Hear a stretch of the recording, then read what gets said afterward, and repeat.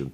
President Putin and President Trump in Anchorage discussed the security guarantees, and President Putin recalled that in April 2022 in Istanbul, during negotiations initiated by the Ukrainian side, very soon after we started our special military operation, during those negotiations in April in 2022, Ukrainian delegation presented a draft principles to reach a treaty, to reach agreement on ending the war. Those principles were initialed by both delegations. And as regards the security guarantees for Ukraine, those principles proposed by Ukrainian delegation, I underline this once again, they provided for creation a group of guarantors. This group containing of permanent members of the Security Council, Russia, US, China, UK, and France. Plus, they mentioned Germany, Turkey, and any other country which would be interested to join this group of guarantors. And guarantors would be guaranteeing the security of Ukraine, which must be neutral, which must be non-aligned with any military bloc, and which must be non-nuclear. Mr. Foreign Minister, we are going to get to the security guarantees. We're going to have a big conversation about that. But I just want to stick to this idea of a one-on-one meeting between President Putin and President Zelensky. It's not just Zelensky saying it. The White House says President Putin told President Trump he's willing to meet face-to-face with President Zelensky. And I guess the question is, how can you claim to be serious about a peace process when you can't tell me directly, is President Putin willing to meet with President Zelensky? Is that the plan? Look, I hope that those who are interested in what is going on around Ukraine, they follow the statements of President Putin, especially when they try to see some wrongdoing on our side. President Putin repeatedly stated that he is ready to meet with President Zelensky. And actually yesterday at my press conference after my meeting with the Minister of India, I repeated this, that he is ready to meet with President Zelensky, provided this meeting is really going to decide something.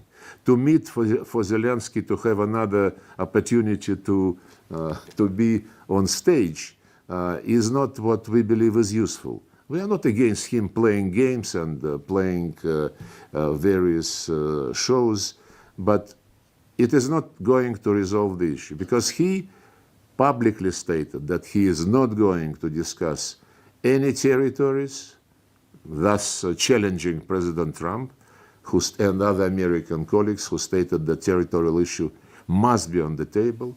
He clearly stated that nobody can prohibit him from joining NATO, which is again categorically challenges what President Trump was saying, and quite a number of other things. He also said that he is not going to restore the rights of the Russian-speaking people and cancel legislation which was passed long before the special military operation, starting from 2019. A series of legislation was passed in Ukrainian parliament prohibiting Russian language, exterminating Russian language, Russian culture, Russian education, Russian media, and canonic Ukrainian Orthodox Church. So when he said that I don't give a damn about what you are saying, what President Trump believes must be a part of the solution, but I am ready to meet just to do what?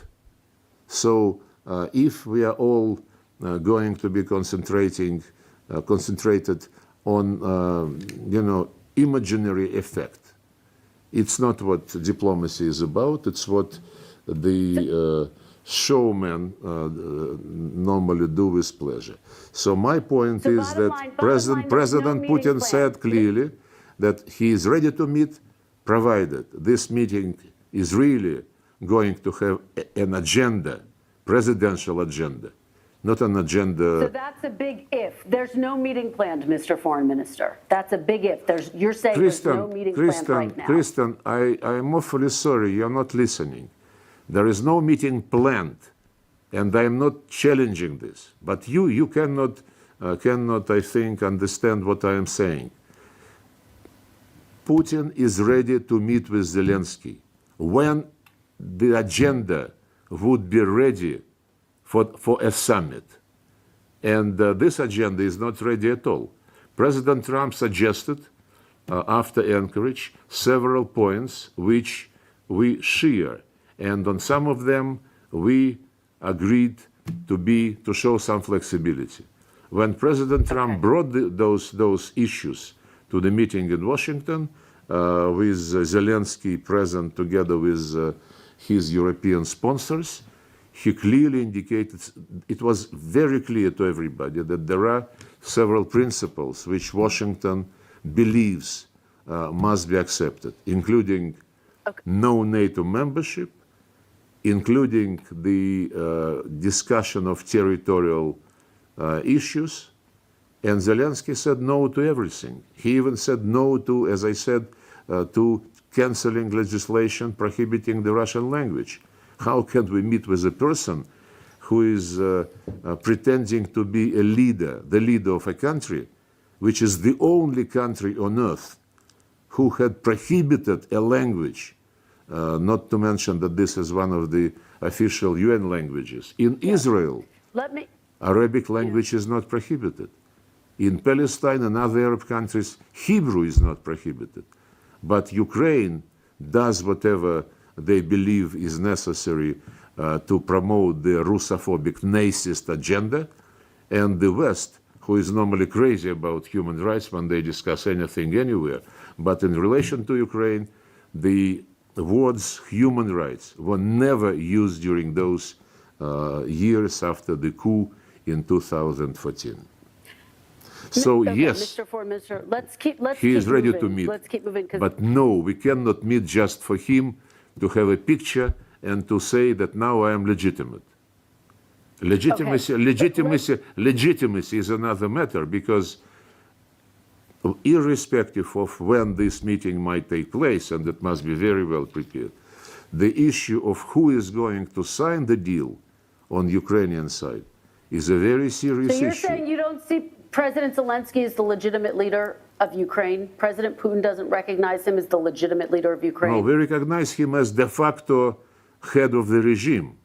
And in this capacity, we are ready to meet with him. But when it comes to signing legal documents, now you want to have the entire picture, just part of it, which suits you. When we come to a stage when you have to sign documents, we would need a very clear understanding by everybody that the person who is signing is legitimate. And according to the Ukrainian constitution, Mr. Zelensky is not at the moment. Okay, well, he is the democratically elected president. Mr. Foreign Minister, let's keep moving. President Trump told French President Macron this week, quote, "I think Putin wants to make a deal for me." Is that accurate? Does President Putin want to make a deal for President Trump? Well, I would not go in this semantic, exercise. President Putin was invited by President Trump. He visited Alaska. They had a very substantive meeting in Anchorage. They discussed the practical way, not just who is going to meet whom and what kind of broadcasting would be provided. They discussed real things regarding security. The violation of Russian security interests was one of the root causes of what has happened. And this relates to many years of lies when we were promised, starting from 1990, and then many times we were promised that NATO would not be expanding. And the OSCE summit documents, which I quoted, said in the past, and nobody canceled it, that no organization must claim superiority in Europe, and NATO has been doing exactly the opposite. So the security guarantees which Russia presented several times. In 2008, we suggested to sign a pact between Russia and NATO, and it was ignored. In 2021, before we had to take a decision on launching the special military operation, we suggested two treaties, one between Russia and the United States and one between Russia and NATO. This was also ignored in a very, I would say, arrogant way. Blinken, who was Secretary of State at that time, told me when we met in Geneva in January 2022, he said, forget about this, we can discuss some limits on the weapons which we, the West, would supply to Ukraine. But NATO membership is not for discussion with anybody. When I told him that this bluntly violates the principle of indivisible security, he said the indivisible security in OSCE is political declaration. But political declaration signed by the leaders, I think is something which just out of decency, out of diplomatic and political decency, you have to respect. Okay, and Mr. Foreign Minister, we have a lot to get to, so I do want to keep moving. Just this week, Russia bombed an American-owned factory near the Hungarian border. I've spoken to people who frankly see that as a slap in the face to President Trump, to the entire peace process, isn't it?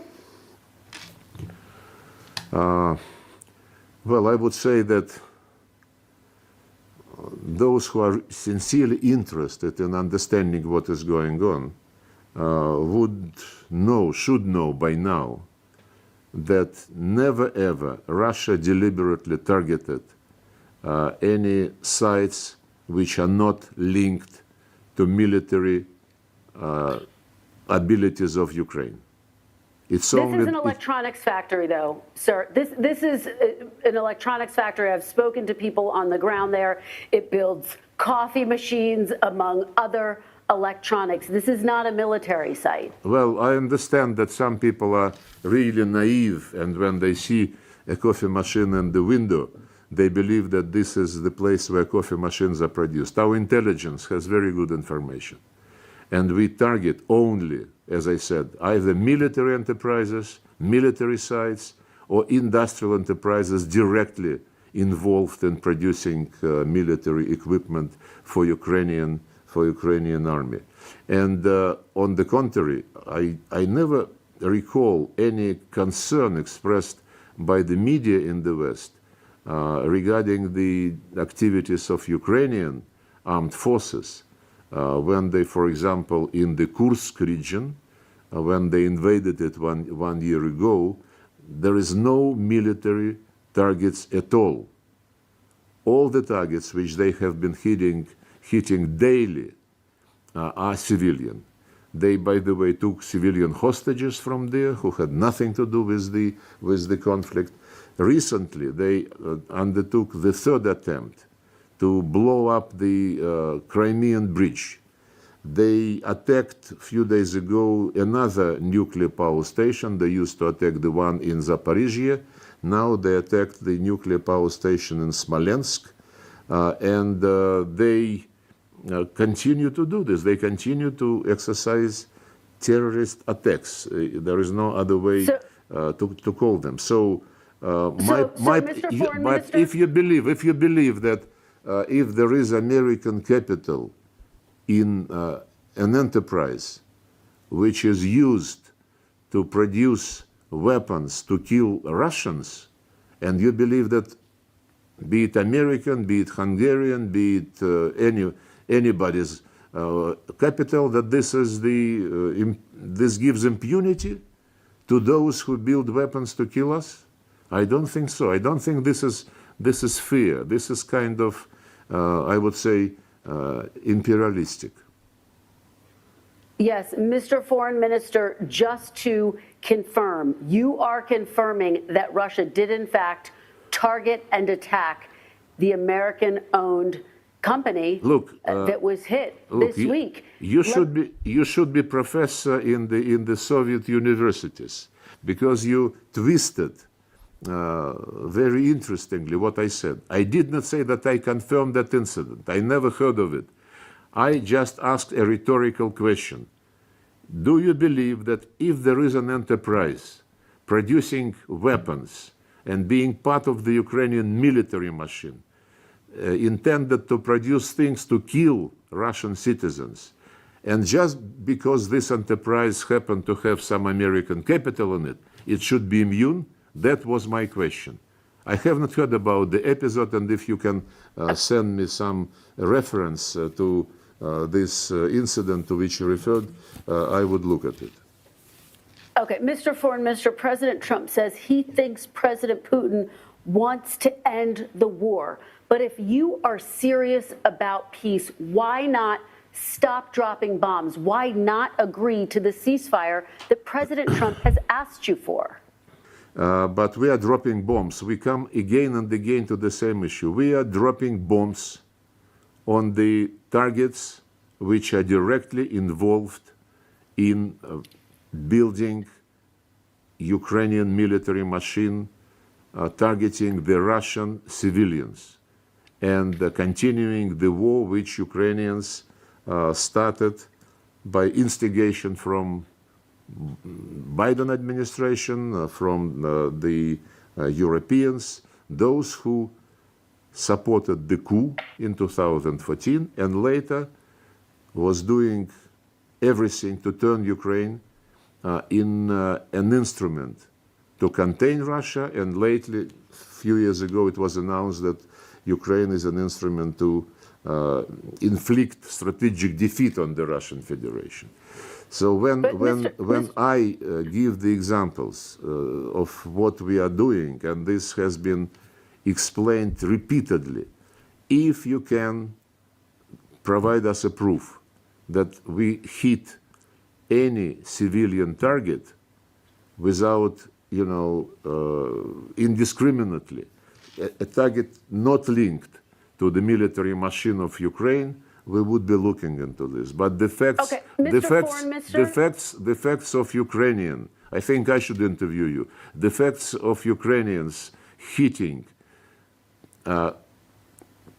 purposefully civilian targets are plentiful, and they are available in the information which we are circulating to the international community. Mr. Foreign Minister, here are the facts. Close to 50,000 civilians have either been killed or injured in this war. Russia has hit maternity wards, churches, schools, hospitals, a kindergarten just this past week. So either the Russian military has terrible aim or you are targeting civilians. Which is it? Look, NBC is a very respectful structure, and I hope you are responsible for the words which you broadcast. I ask you to send us or to publicize the information to which you just referred, because we never targeted the civilian targets of the kind you cited. You might be mixing, the information, because it is a fact that quite a number of churches were purposefully hit by the Ukrainian regime. Quite a number of just civilian settlements, human settlements. But what about your actions? What about your actions, Mr. Foreign Minister? Look, we're going by circles.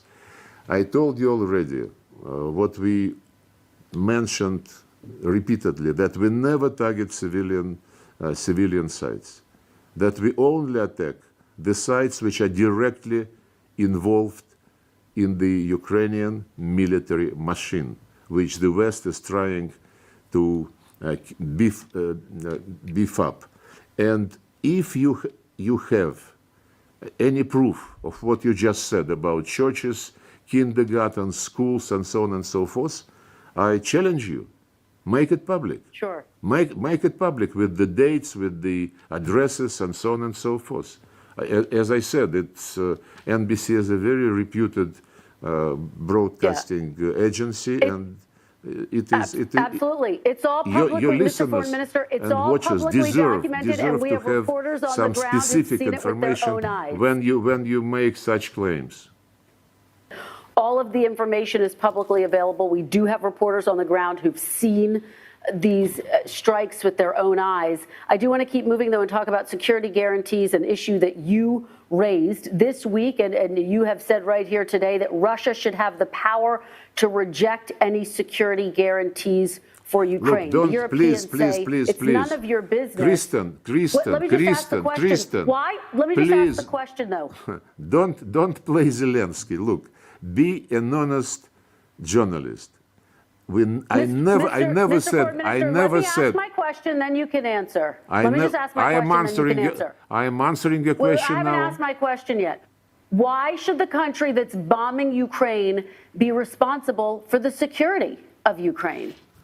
Why is the country and countries who prepared the anti-Russian coup in Ukraine, who pumped up modern weapons in Ukraine to attack the Russian territory, countries who supported the Nazist regime prohibiting human rights, which they had to respect under the United Nations Charter and many other conventions.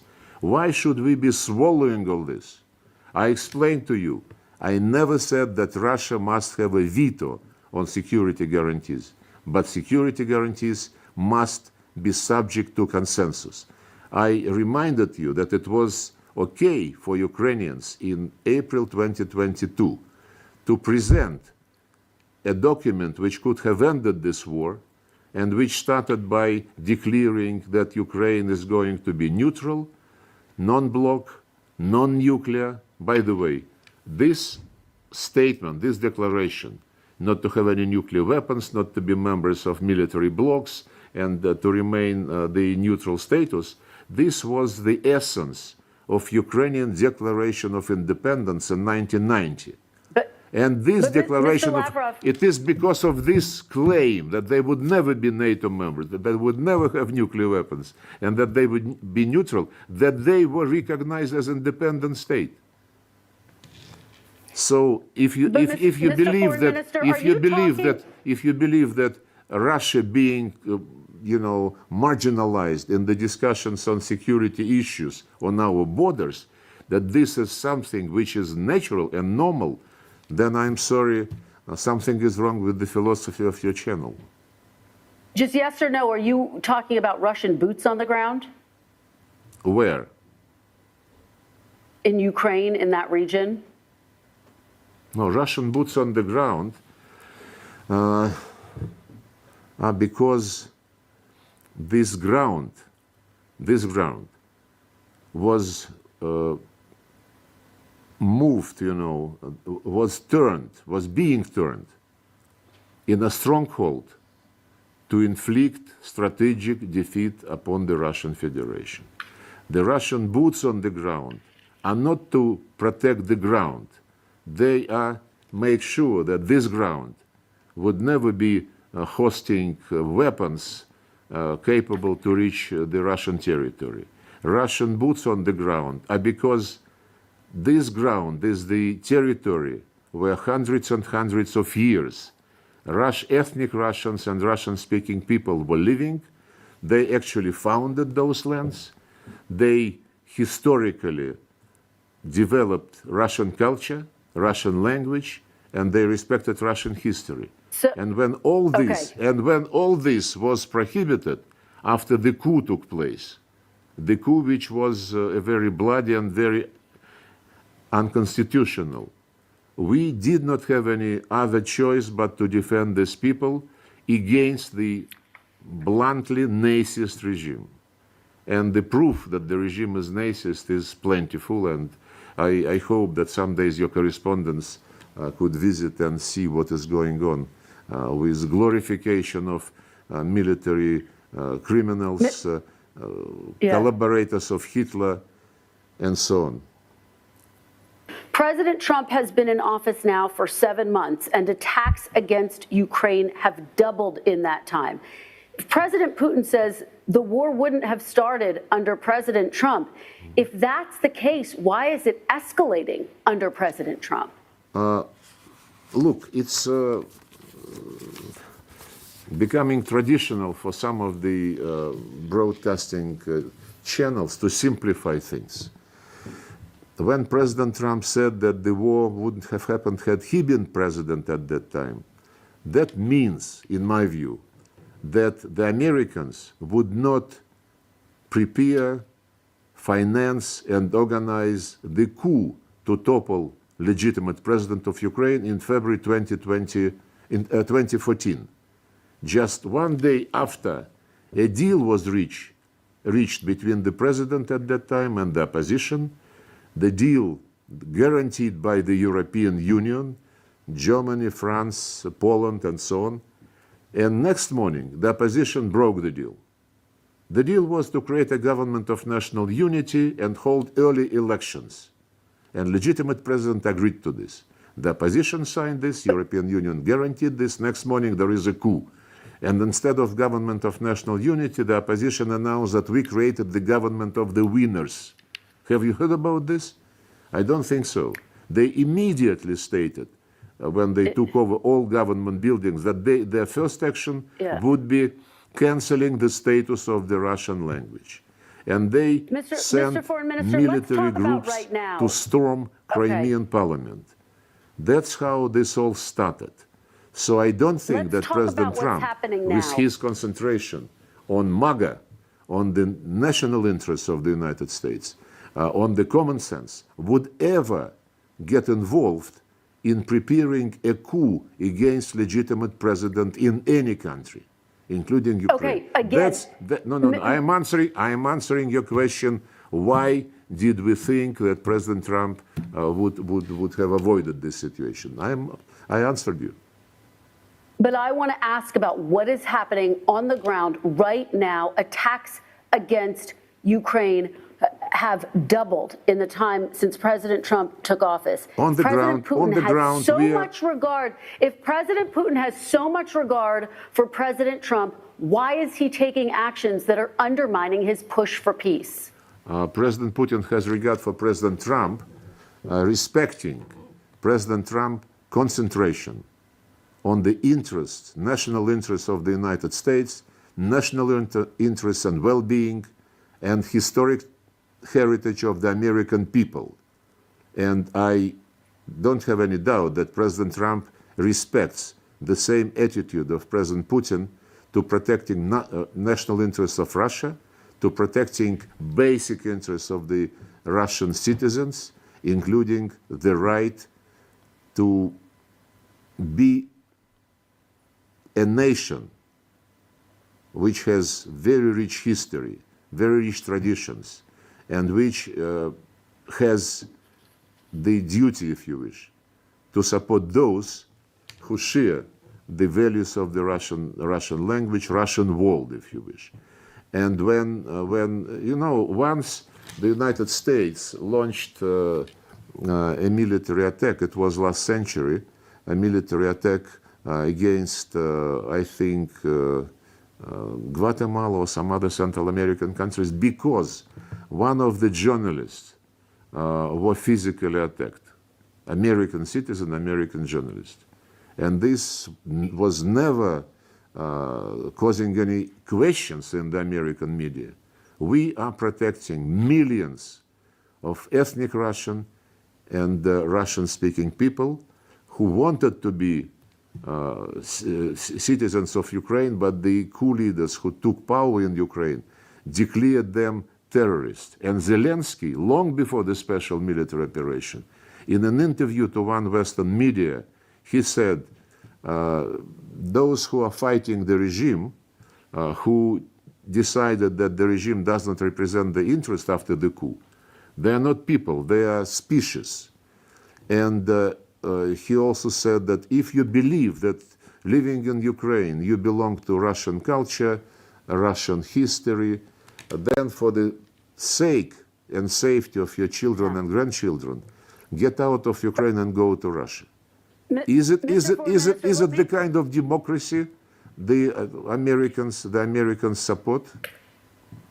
Mr. Foreign Minister, let me ask you about something that President Putin said in June. He said, quote, "I consider the Russian and Ukrainian people to be one nation.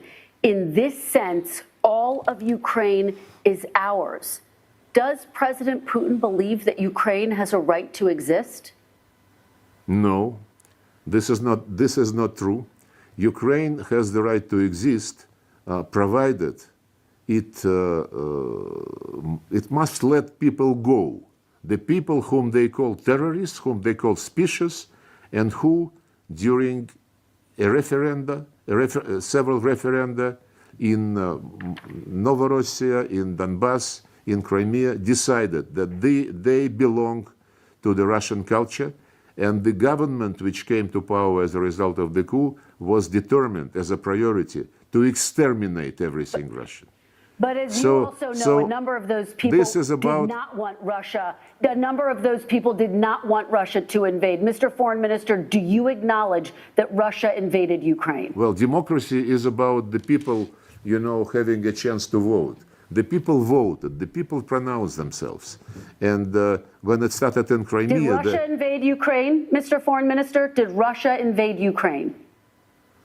Russia started special military operation to defend the people whom Zelensky and his predecessor did not consider as humans. They called them beings, species. You should look. You should really. I understand that you need something to sell today, but if you are raising and touching upon so serious things, my suggestion is to take a look at the history of Ukrainian development after the coup in 2014. I have some material. But it's a yes or no question. It's a yes or no question, Mr. Foreign Minister. Do you acknowledge Russia invaded Ukraine? I said to you that we started special military operation to protect. So yes. To protect the people whom the regime declared terrorists and enemies and whom the regime was bombing. Look, one thing about the facts. You were asking me about churches and so on, allegedly bombed by Russia. One very blunt thing, the simplest on earth. And I would ask you as a journalist whether you are professionally proud of what you are doing. In April 2022, when a deal was negotiated in Istanbul, but the Brits and the Biden administration prohibited Ukrainian regime to endorse this deal, there was an incident in Bucha, the outskirts of Kiev, when, as a gesture of goodwill to make the deal I mentioned happen, Russians withdrew from that part of the Ukrainian territory. This place called Bucha was retaken by Ukrainian authorities, and the mayor of Bucha was on TV saying how good that we are back in our city. And 2 days later, BBC broadcasting team showed the images of central street of that Bucha with bodies, dozens of bodies laying in some interesting order. They immediately accused Russia. They immediately, the West, introduced new package of sanctions. And we still, 3.5 years thereafter, we cannot get any response to our official request to circulate, to share some information about what actually happened there. I publicly, wait a second, I'm coming to NBC. I'm coming to NBC. Several times when I was in New York for the General Assembly sessions, I was meeting with the media, including NBC correspondents, and I said, this Bucha incident was used to raise stakes against Russia in this situation. Can you, and we requested the Secretary General of the United Nations, of OSCE, other organizations, can you make sure that the names of the persons whose bodies were shown by BBC are made public? Silence. Then I asked last year and year before last, I asked at my press conference the UN correspondents, guys, normally journalists are very intrusive, they would like to know facts. Can you start a journalistic investigation? Can you demand that the names of the people whose bodies were shown, were broadcast by BBC, be made public? So I think it would be an interesting case for NBC as well. All right, Mr. Foreign Minister, I understand there is a lot of history. We want to talk about what's going to happen next, though, and I want to talk about these discussions. There are reports as a part of the peace deal, Russia is demanding control of all of Donbass, even though much of it still remains under Ukrainian control. And Russia wants to freeze the rest of the front lines. Is that what Russia is asking for? We explained during our meetings with President Trump, with other American officials, we explained the goals of the special military operation. Actually, we explained them to everybody publicly, but apparently NBC was not listening attentively.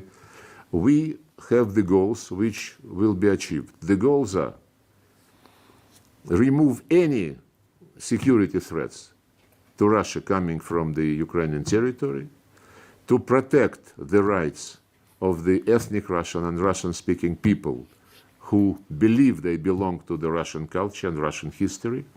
And the only way to protect them against this Nazist regime is to give them the right to express their will. They did in 2014 in Crimea, in 2022 in Donetsk and Lugansk republics, and later in Kherson and Zaporizhia regions. So this is implementation of the goal of special military operation. The goal is based on respect for the United Nations Charter, which says you cannot discriminate human rights in any area, including language and religion rights, which is totally ignored by the regime. And then, of course, I just want to be very clear for people. As I said, Ukraine must remain neutral, must remain out of any military blocs, and must remain non-nuclear. Those are the stepping stones in the Declaration of Independence of 1990, and those are the principles which made it possible to recognize Ukraine as an independent state. You said, let's not go into history. We don't want to forget about history, because everything which is going now has reasons in the decades and decades of years when the West was building NATO, was moving NATO directly on Russian borders, and was building Ukraine as an instrument to defeat Russia in the battlefield, as it were. Okay, well, speaking of history, Russia was a part of the 1994 Budapest Memorandum, which guaranteed Ukraine's security, but Russia violated that agreement when it invaded Ukraine in 2014. Why should Russia be trusted with Ukraine's security and a peace agreement? Have you read the Budapest Memorandum? Yes. What does it say? There's a security agreement between a number of countries, including you and Ukraine, not to invade another country, and that's exactly what you did. No, you don't. It seems that you did not read it. The Budapest Memorandum was signed by... and Ukraine gave up its nuclear weapons, Mr. Foreign Minister. May I answer you? That was a critical piece of it. May I answer you? Ukraine gave up the nuclear weapons, exactly. And then it was the memorandum guaranteed the security of Ukraine as of any other non-nuclear state. And the legal obligations of the nuclear states, when they give guarantees to non-nuclear countries, is not to attack, to use nuclear weapons against non-nuclear states. We never ever signed up to providing security to Ukraine after illegal, bloody coup d'etat, which brought to power open Nazists and racists under anti-Russian slogans. When they said that we changed our constitution, now the constitution says they would be members of NATO. Now Zelensky, in, I think, January 22, was saying that it was a mistake to reject nuclear weapons, and they might think about having them again. This is not something which we guaranteed in the Budapest Memorandum. And apart from this, wait a second, please. Budapest Memorandum was accompanied by a declaration by those who signed the Budapest Memorandum, which said that all participants, including Ukraine, would respect human rights, would respect the rules of OSCE, principles of OSCE, non-aggression, and so on and so forth, which was grossly violated by those who took power in Ukraine in February 2024, 2014, with the help of the United States, when Victoria Nuland proudly stated that eventually we spent $5 billion, but we achieved what we wanted. She said this after the coup. Okay, Mr. But this Foreign is history. Minister, But this is history. I just want to be very clear. Is the only concession Russia is offering not to invade the rest of Ukraine? Is that your concession? No, we don't speak in those terms. We don't have any interest in territories. We have the biggest territory on earth. What we are concerned about, unlike those who raise the issue of invasion, taking more and more land, we are concerned about the people who live on those lands, whose ancestors lived there for centuries and centuries, were founding cities, were building factories, ports, developing agriculture. And these people are now called foreigners. What about the thousands of those people who live on those lands who've been killed by Russian bombs, Mr. Foreign Minister? Look, I'm awfully sorry, but the primitivism of questions, you repeat the same and only question again and again. And I asked you, please, kindly send me the list of those churches, the list of those kindergartens, please. And I will send you the factual information about how Ukrainian army is fighting only civilians. I give you the example of the Kursk region. There is no military sites at all. There was also a terrorist attack on the passenger train, but you never reported this. Mr. Foreign Minister, the reality is so much of this has been captured on television. We have reporters on the ground. I will send you a list as well. But the bottom line is the world has watched with its own eyes as people in all of these regions that have been taken over by Russian troops have been killed. We have seen that with our own eyes. We've watched it with our own eyes. But let me ask you. No, I remember many images saying that Ukrainian civilians are being attacked by Russians, and then these images would turn out to be taken in Iraq 10 or 20 years ago. So my question is, do you believe, NBC, your policy, does it provide for acceptance, the extermination by law of a language in any country? Mr. Foreign Minister, I want to just ask you, when you landed in Alaska, you were wearing a USSR sweatshirt. Were you sending a signal that Russia wants to reestablish the former Soviet Union? No. We were born in the Soviet Union. President Putin repeatedly stated that those who are not sorry what happened to the Soviet Union, they don't have a heart. But those who want to restore the Soviet Union, they don't have any brains. This is absolutely correct statement. We have recognized all the former Soviet republics as independent states. We develop relations with them as fully independent states.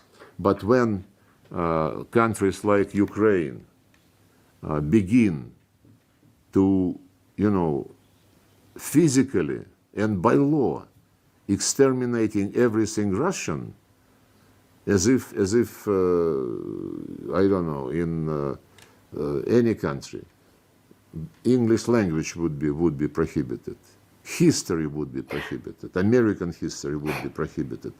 And this is not the case. The Soviet Union, and if you don't remember your roots, if you don't have nostalgic, memories about your childhood, about your youth, about your first love, about your friends, then I don't think you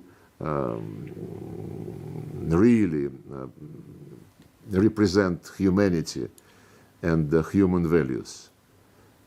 To remember and to cherish what happened in your life for many years is not the same as to try to take over militarily each and every place. This is not true.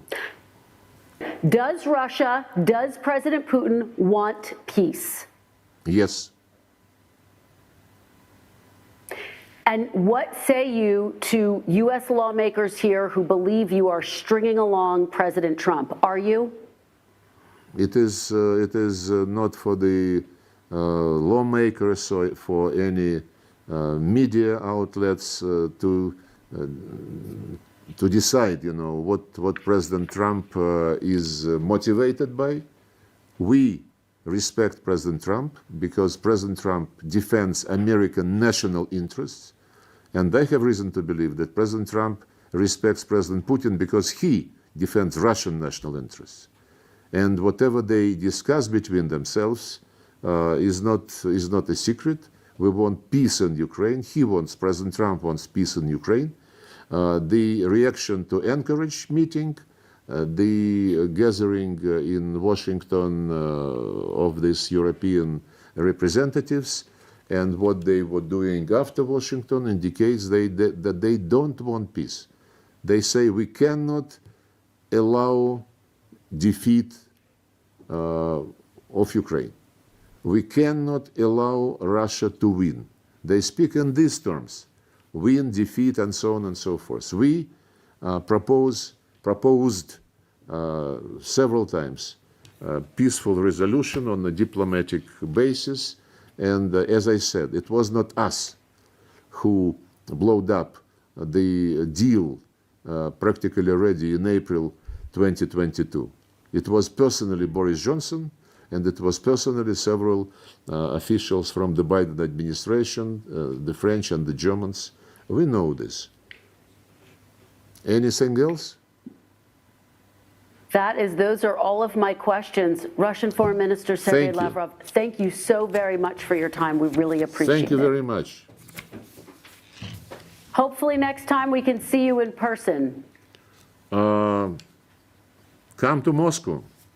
But ask your people to give you some more variety of questions, And history is important because it is very tempting to use cancel culture in addressing the Ukrainian situation. Forget about the coup, as they were telling us. You must, deoccupy Crimea because everything started with annexation of Crimea. We tell them, what about the coup, which was implemented against your guarantees? They said, no, this is past us. Let's concentrate on today. It's a very usual trick that people say. Cancel culture in modern history is dangerous. Thank you very much. Russian Foreign Minister